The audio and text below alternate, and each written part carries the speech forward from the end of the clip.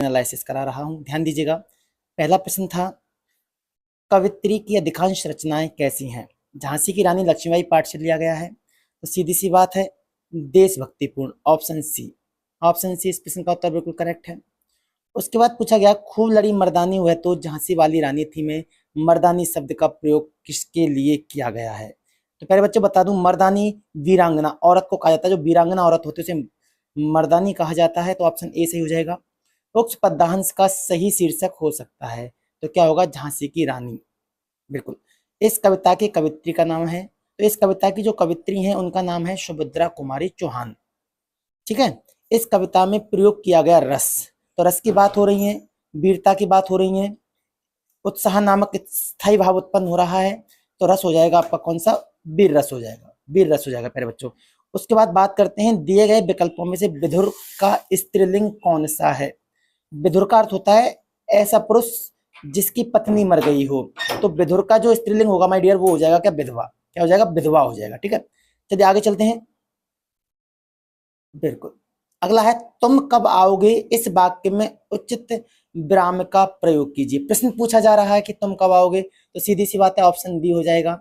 अगला है 1987 में मगध कविता के लिए साहित्य अकादमी पुरस्कार किसे दिया गया था। तो ये दिया गया था शिव प्रसाद सिंह को, शिव प्रसाद सिंह को दिया गया था। ठीक है।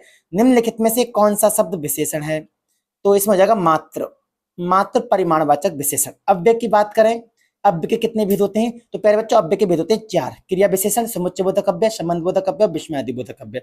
र, रावण का उच्चारण पूछा गया, तो र बोलने से पता चल रहा है मूर्धा, जीभ के ऊपर वाले भाग में जो है, जीभ ऊपर वाले भाग में जाके लग रही है, मूर्धा हो जाएगा, ऑप्शन डी इसका उत्तर है ना। काव्य की शोभा बढ़ाने वाले धर्मों को अलंकार कहते हैं।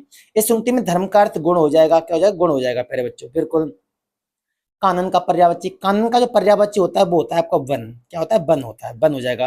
कृताकृत, जब दो विशेषण एक साथ आते हैं तो कर्मधारय समास हो जाता है, क्या हो जाएगा, कर्मधारय समास, ऑप्शन सी हो जाएगा। निम्नलिखित में से किस वाक्य में कर्तवाच्य का प्रयोग हुआ है, तो इसमें जो उत्तर होगा आपका मोहन पुस्तक पढ़ रहा है। कर्तवाच्य का मतलब होता है जिन वाक्यों में क्रिया कर्ता के अनुसार लगी हो, तो यही वाक्य है जिसमें क्रिया कर्ता के अनुसार लगी है आपकी। निम्नलिखित में से पुल्लिंग शब्द कौन सा है, चाहत स्त्रीलिंग, चाहत की, रंगत आई, मेहनत की, सब स्त्रीलिंग, आहार खाया, ये पुल्लिंग हो जाएगा, ऑप्शन डी आपका सही हो जाएगा। माघ फागुन में पड़ने वाली ऋतु को शिशिर ऋतु कहा जाता है। अभिज्ञ शब्द का समान समभिन्नार्थक भाई, अभिज्ञ का अर्थ होता है जानकर, जानकार है ना, तो इसका हो जाएगा मूर्ख। चलिए, चीफ की दावत किसकी रचना है, चीफ की दावत भीष्म साहनी की रचना है। निम्नलिखित में से कौन सा अर्धविराम है, तो ऑप्शन बी अर्धविराम हो जाएगा। ये पूर्ण विराम है आपका, ये अल्प विराम है, ये आपका भाई ये भी पूर्ण विराम है आपका। चलिए आगे चलते हैं प्यारे बच्चों। बिल्कुल।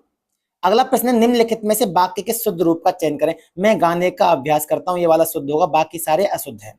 अभय उभय शब्द का सही अर्थ, अभय का अर्थ होता है निर्भय, उभय का अर्थ होता है दोनों, तो ऑप्शन ए सही हो जाएगा इसमें। अंधेर नगरी का अर्थ होता है अन्याय की जगह। कांति और क्लांति, कांति का अर्थ होता है चमक, और क्लांति का अर्थ होता है क्या, क्लांति का अर्थ क्या होता है माय डियर, क्लांति का अर्थ होता है थकावट, चमक और थकावट, तो ऑप्शन बी हो जाएगा। ठीक है। आधि और व्याधि, तो व्याधि का अर्थ होता है आपका, इसमें व्याधि का अर्थ पूछा गया तो मानसिक कष्ट, व्याधि। तावर की ध्वनिया क्या है बेटा, तावर की जो ध्वनिया वो क्या है, सब दंत्य हैं, दंत्य। वह लाचार है क्योंकि वह अंधा है, लाचार उसका कारण है अंधे होने का, तो इसका हो जाएगा ऑप्शन डी कारणवाचक। बिन पग चले सुने बिनु काना, कर बिनु कर्म करे बिन नाना, इसमें विभावना, बिना किए ही कार्य का हो जाना विभावना अलंकार हो जाता है, विभावना हो जाएगा। निम्नलिखित में से किस क्षेत्र में विशेष योगदान पर ज्ञानपीठ पुरस्कार दिया, सब जानते हैं इसको, तो ज्ञानपीठ पुरस्कार साहित्य के क्षेत्र में दिया जाता है माय डियर, साहित्य हो जाएगा।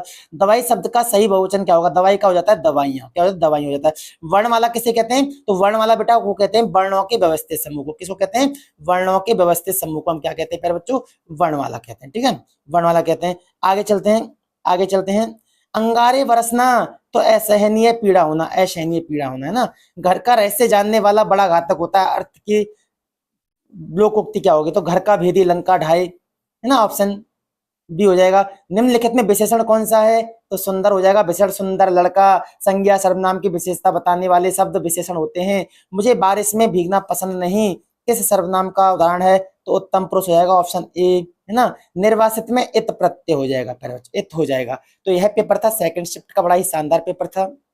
ठीक है, देख लीजिएगा एक बार, और ऐसे ही क्वेश्चन आगामी पेपरों में पूछे भी जाएंगे। तो जय हिंद, जय मां भारती। आप सभी स्वस्थ रहें, मस्त रहें, खुश रहें।